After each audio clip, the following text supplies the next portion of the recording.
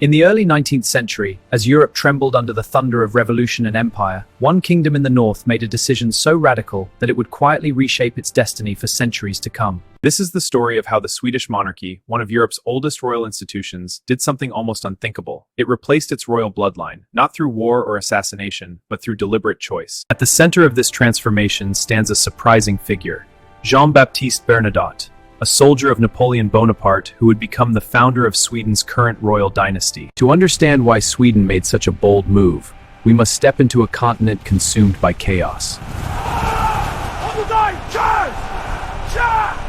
The Napoleonic Wars had redrawn alliances, toppled monarchies, and forced nations into desperate decisions.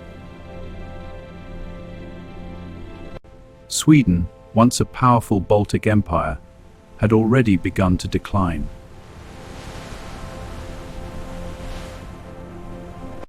Its geopolitical position was fragile, squeezed between rising powers like Russia and France. Then came a devastating blow. In 1809, Sweden lost Finland, its eastern half, to Russia after the Finnish War. The loss shook the nation to its core, triggering a coup that deposed King Gustav IV Adolf. What is the meaning of this outrage? By order of the council, you are deposed! The Swedish political elite now faced a crisis that went beyond territory. The monarchy itself was unstable. The new king, Charles XIII, was elderly and childless.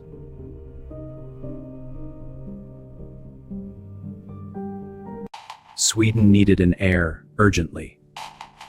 Without one, the kingdom risked political collapse, foreign interference, or even dissolution.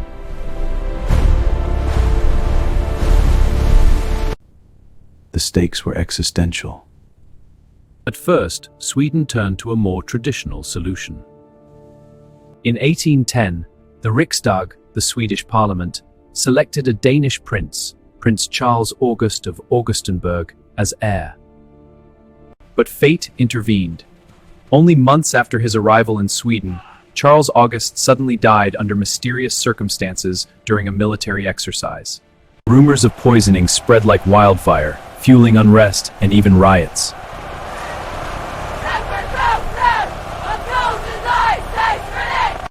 The monarchy was once again without a successor, and time was running out. It was in this moment of uncertainty that Sweden made its most extraordinary choice. My lords, we cannot falter. We must act now. Instead of selecting another European royal, the Riksdag turned its gaze toward an unlikely candidate, a French general, a commoner by birth, and a man deeply embedded in the Napoleonic system, Jean-Baptiste Bernadotte. Bernadotte was no ordinary soldier. Rising through the ranks during the French Revolutionary Wars, he had earned a reputation for discipline, fairness, and strategic brilliance.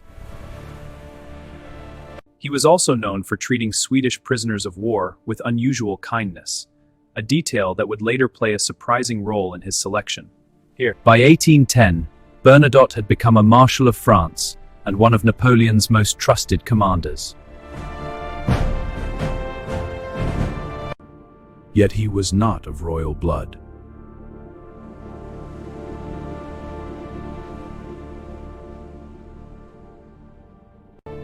His selection would mark a complete break from centuries of dynastic tradition.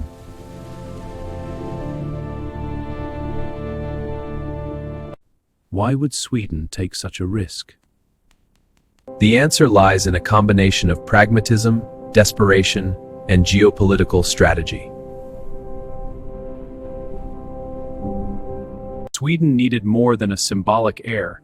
It needed a leader who could navigate the treacherous political landscape of Napoleonic Europe. Bernadotte offered something no traditional prince could: direct access to Napoleon's inner circle. The Austrians are here, sire. We must act now. Your counsel is sound. Issue the orders. By adopting him as crown prince, Sweden hoped to secure favor, or at least neutrality, from France, the dominant power of the era. In 1810, the decision was made official. Bernadotte was elected Crown Prince of Sweden, adopted by King Charles XIII, and given the name Karl Johan. It was a moment that stunned Europe. A French commoner, elevated by revolution, was now heir to a centuries-old monarchy. In effect, Sweden had switched its royal bloodline, not through secrecy or deception, but through calculated necessity. Yet the story does not end there.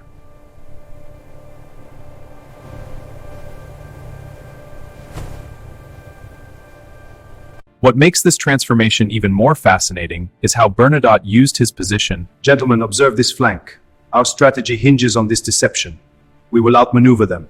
Though initially aligned with Napoleon, he soon began to chart an independent course for Sweden.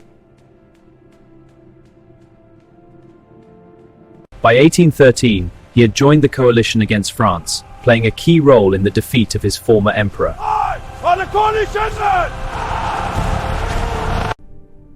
This pivot was not betrayal, it was strategy. Bernadotte understood that Sweden's survival depended on aligning with the winning side of the war.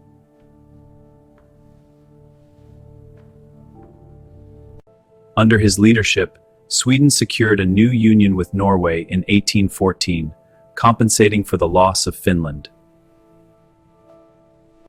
When he ascended the throne as Charles XIV John, Bernadotte brought stability to a nation that had been on the brink of collapse.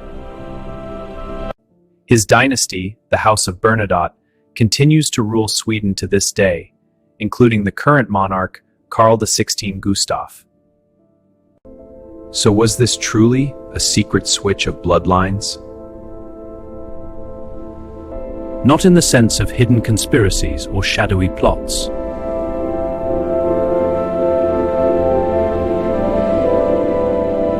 The transition was public, debated, and formally enacted. But in another sense, it was a quiet revolution. Sweden fundamentally redefined what legitimacy meant for a monarchy. Instead of relying solely on ancestry, it chose capability, diplomacy, and survival. The royal bloodline was not preserved, it was reinvented.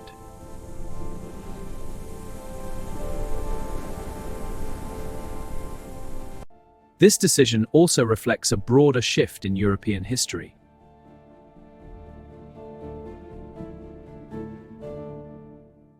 The Napoleonic era blurred the lines between nobility and merit. Men like Bernadotte rose not because of birthright, but because of talent and circumstance. Sweden's choice to embrace such a figure was both radical and forward-thinking.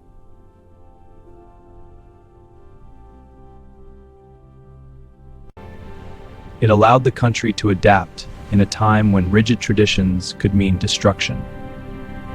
Historians often point to this moment as one of the most pragmatic decisions in Swedish history. By stepping outside the traditional royal network, Sweden avoided becoming a pawn in the dynastic struggles that plagued other nations. Instead, it secured a leader who could think beyond inherited alliances and act in the nation's best interest. Today, the legacy of that decision is still visible.